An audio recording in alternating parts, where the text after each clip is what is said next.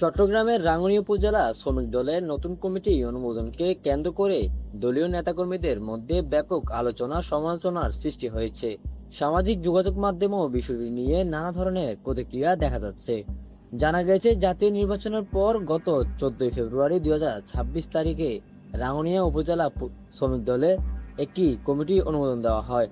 তবে ওই কমিটি বহাল থাকা অবস্থায় গত 15/7/2026 তারিখে চট্টগ্রাম জেলা শ্রমিক দলের পক্ষ থেকে একই উপজেলার জন্য আরেকটি নতুন কমিটি অনুমোদন দেওয়া হয়েছে বলে অভিযোগ উঠেছে।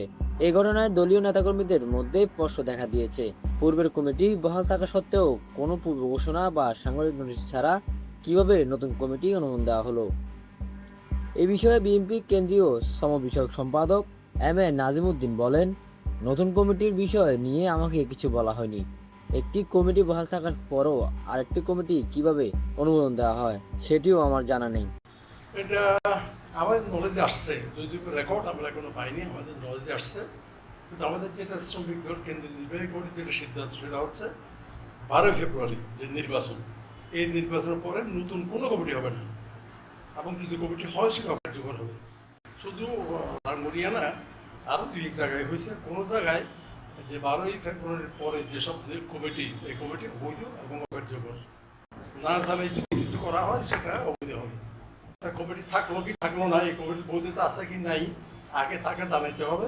তারপরে সেখানে কমিটি পরিবর্তন করা বা পরিবর্তন করা সেটা এরপরে যাবে। তবে এখন তো কোনো কমিটি গ্রহণ করা যাবে না, কোনো কমিটি। এদিকে পূর্ববর্তী কমিটির সাধারণ সম্পাদক সুলাইমান সালমান অভিযোগ করে বলেন, 80,000 টাকার লেনদেনের মাধ্যমে কমিটি বাণিজ্য হয়েছে।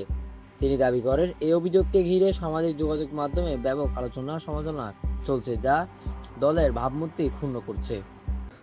আমার নাম মোহাম্মদ সুলাইমান সালমান। আমি রাঙ্গুনিয়া উপজেলা শ্রমিক দলের 14/2/2026 যে কমিটিটা দিয়েছে ওটা সাধারণ সম্পাদক।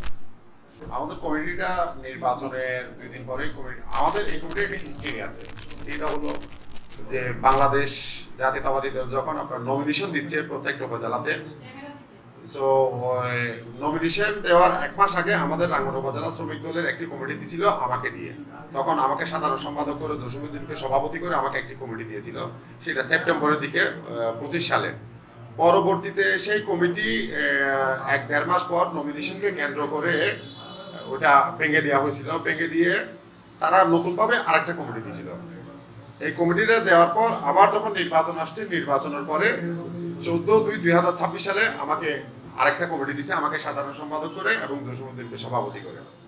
আসলে আমাদের বাংলাদেশ জাতীয়তাবাদী দল অঙ্গ সহযোগী সংগঠনের যে অঙ্গ সহযোগী যে সংগঠনগুলো আছে, সেই সংগঠনের প্রত্যেকটা কমিটির মেয়াদ থাকে 3 বছর।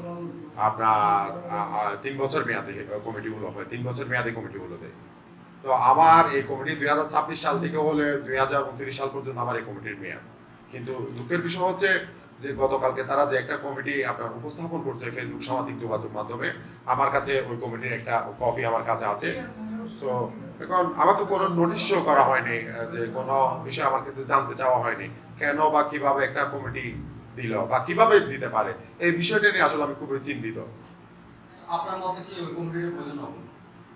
আসলে এখানে আমার মতামত বলতে গেলে আমি সংগঠনের বাইরে তো আমি কথা বলতে পারি না, এই এবিলিটি আমার নাই।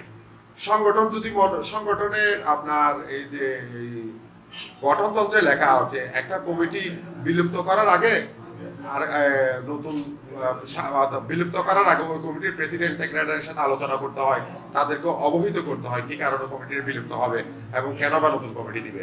আমার দৃষ্টিতে এই কমিটিটা সম্পূর্ণ হচ্ছে অবৈধ একটা কমিটি, কারণ এই কমিটি তো কোনো ভিত্তি নাই। কারণ যে কমিটি কারোর সাথে আলোচনা না করে আপনার নিজের মতো করে একটা কমিটি হয়, এটা কি কমিটি? এই কমিটির বিরুদ্ধে কি আপনার মতো আপনি কোনো ধরনের অভিযোগ করেছেন? আসলে আমি অভিযোগ করেছি ইতিমধ্যে কেন্দ্র এবং বিভাগের কেন্দ্রীয় প্রেসিডেন্ট সেক্রেটারি, ওনার সাথে আমার কথা হয়েছে, আমি লিখিতভাবে ওনাদেরকে এই অভিযোগটা দিয়েছি এবং আমাদের বিভাগীয় শ্রমিক দল এবং বিএনপির জাতীয় নির্বাহী কমিটির শ্রম বিষয়ক সম্পাদক এম.এ. নাজিম উদ্দিন এবং বাহার ভাই সাধারণ সম্পাদক, আমি ওনাদেরকে বিষয়টা লিখিত আকারে আমি জানিয়েছি এবং দেখা যাক সেটা কি হয়, ওনারা আইনগতভাবে কি সিদ্ধান্ত তারা গ্রহণ করেন। অনৈতিক কারণে আসলে অনেক কথাই তো শুনি, তবে কিছু বিষয়ে প্রমাণ আছে সেক্রেটারি এবং প্রেসিডেন্টের ব্যাপারে কমিটির দিক থেকে কিছু প্রমাণ আমার কাছে আছে। তারা টাকা পয়সা নিয়ে আপনার কমিটি দিচ্ছে, তাদের বিকাশের লেনদেন, একজন কর্মী আর লিডারের তো বিকাশের সাথে কোনো লেনদেন থাকতে পারে না। কত টাকা লেনদেন? 80,000 টাকার লেনদেন আছে, তাদের বিরুদ্ধে এরকম এভিডেন্স আছে।